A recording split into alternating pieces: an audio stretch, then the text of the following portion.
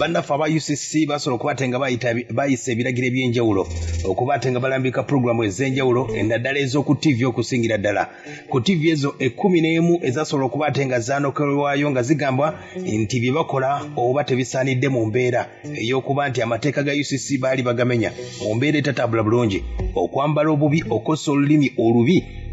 n'okutyoboola awo nno waliwo programu ez'enjawulo okwali kati live wire owali gye bayita evening zone eri ku ABS waliwo gye bayita pokopoko waliwo gye bayita roundabout n'endala nnyingi nnyo zasobola okubatenga zaateekebwako ekkomo okuva nga 18 Okitoba era nga bannaffe aba UCC basobola okubatenga babaweereza amabaluwa n'okubayita okubategeeza enteekateeka gye bagenda okubatenga bateekawo awo nno embeera nga basobola okubatenga etambula ne babategeeza balina okukyusa obudde paka eri sawa nga 6 okuva sawa nya paka gye bukeerera bwe balina okutandika okubatenga baweereza enteekateeka zaabwe kati akadde kano TV ez'enjawulo zisobodde okubatenga zitandisa okukola enjawulo bannaffe Urban TV babadde balina program bagita short circuit kati nno bagikyusizza bagituumye Fun Plus ebiruma abayaaye ng'eriwo sawa 11 paka 16 kuva sawa 11 paka sawa 12 nga wegenda okubatenga ekoma mu nteekateeka eno girabyeko omukyala gwe bamuyita Jominaja n'omuwala bamuyita Win Success be bakyagirimu mpolampola kati ke bakyusizzamu bakyalira bayimbi oba omuyimbi ne bazannye naye obuzannyo ne bakola ebyenjawulo naye nga baweerezaamu n'olugambo mu magezi kati bannaffe aba BBS roundabout ebadde eva sawa 10 ez'akawungeezi paka 11 bagikyusizza etandika sawa 6 ogw'ekiro mutumbi kati ebadde etandika sawa 1:45 bagikyusizza etandika sawa 4 mugataliiko wali wetandikira era basobodde okuba tebateekawo enteekateeka gye babategeeza okubatenga bateekawo okulabula abaana nti myaka 18 n'okweyongera waggulu kati mu nteekateeka nga wesobodde okubatenga etambula abayimbi ab'enjawulo basobodde okubatenga bavuddeyo ne basobola okubatenga bagamba nti embeera nga wesobodde okubatenga etambula kigenda kubanyigiriza nnyo naddala omukyala gwe bayita Spice Diana avuddeyo ategeeza nti programu zino zisobodde okubatenga zimugasa nnyo ku bantu okuba fans ab'enjawulo wadde nga covid yabaddewo naye abayimbi babadde programu zino zibayamba nnyo mu mbeera nga wesobodde okubatenga etambula ne TV endala nsobodde okubatenga tegerako zigenda kuba nga zikola enkyukakyuka okubatenga bagumira enteekateeka eyo olw'embeera nti TV ezo ze basobola okubatenga baloopa abangi beebuuza nti ezimu nga tebaziggyako ze basobola okubatenga baloopa oba complaints ezasinga okubatenga zivaayo ku TV ezo ze basobola okubatenga bakyusa okyala gwe bayita Spice Diana agambye nti programu zino music waabwe agenda kubatenga agwa olw'embeera nti promotion badde bagikolera ku programu zino ez'enjawulo ne kati tewakyali kyakola omanyi waliwo ekintu ekikusukkako kati nze nange nakirabye bwentyo but I don't know bavudde ku kyo okitwala kuseeryo nga tebannabannyo at least kubeera nga batuwa oba warning anyway it's not really about the artist first because bo bagamba nti TV shows ezo zirina bye zikola ebitali mu mateeka kale kijja tukosa nnyo kubanga nti ezo programs zezimu kuziyambako music industry okubeerawo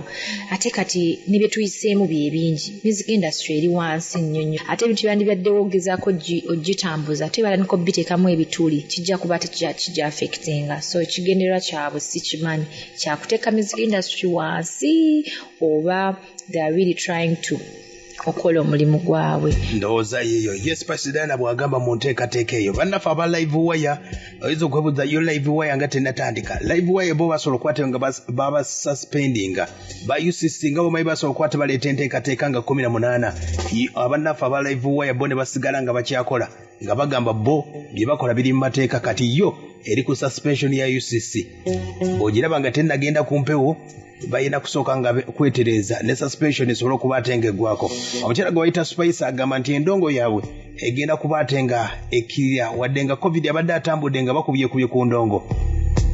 naye ate kati kigenda kwonoonekera ddala kubanga I also watch these shows sinalabako nnyo kintu kisusse ate nekira nti omuntu wakola ensobi omuwa warning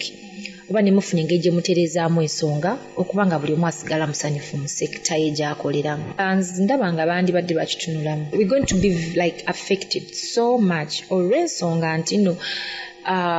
tetuyinaayo kintu kirala kituyambako pushinga music waffe oba whatever we are doing newe kitaba okay our celebrity life nti ezo shows zezituyamba tuconnectinga n'abantu baffe nze kati fani wange anamanya ti birthday yange yabadde ya Saturday tajja kumanya ate nga yandyagadde omanya Spice fan omuyimbi wange ya celebrities atya birthday ye mukyalo oyo yabadde era nga premieringa n'akayimba ke bayita Upendo n'omukyala gwe bayita Zuchu nga katambula nga bwe gwasobodde okuba ate nga okawulira wayogedde ku nsonga zino nga bwe zitambula era nga bwe kutegeezezaako programu za TV ziri 11 babategeeza okuva ssaawa 4 paka eri bwe balina okuba ate nga batandikira Top TV Kachumbali bagita BTM TV program bagita Access STV Select E-Buzz Kingdom TV bagita Kapyachi Dream TV bayina gye bayita TikTok Setula Roundabout ku BBS Poko Poko Baba TV ABS TV Evening Zone Isotsa bagita Short Circuit Sonsomola Kwaban TV yo bakyusiza bukyusa linnya nenge nkuba yemu nenga tebakyakuba kiri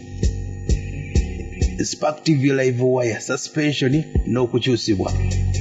kati yembeera bweti wegenda okubatenga etambula Spice uno akyatubulira ku programu zino zibadde zimuyambye nnyo wajja kubeerawo ndowooza gap wakati w'abayimbi ne bafaani baabwe bizinesi yaffe ebeera enyigirizibwa okitegeera nti wembanga kyentunza abantu bange wekirina oyita wenno kitundira sina platform kati ngenda tunda ate kyentunda ate nga naffe omulimu gwaffe tusaba baconsidering abantu ba media batali professional nga kibakola tebakitegeera gye bali naye tekitegeeza mbu abali professional era tebaliiyo okitegeera so balina okulaba engeri gye bateekawo embeera ebeera nga omuntu gwe bawa platform alina ebisaanyizo okubeera ku TV oba ku radio ne bamubulira n'engeri gy'alina okukola ki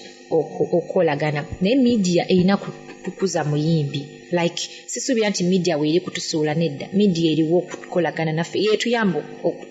okutugatta ku bafanzi baffe aya basi byava ku muyimbi munnamwe OS Suna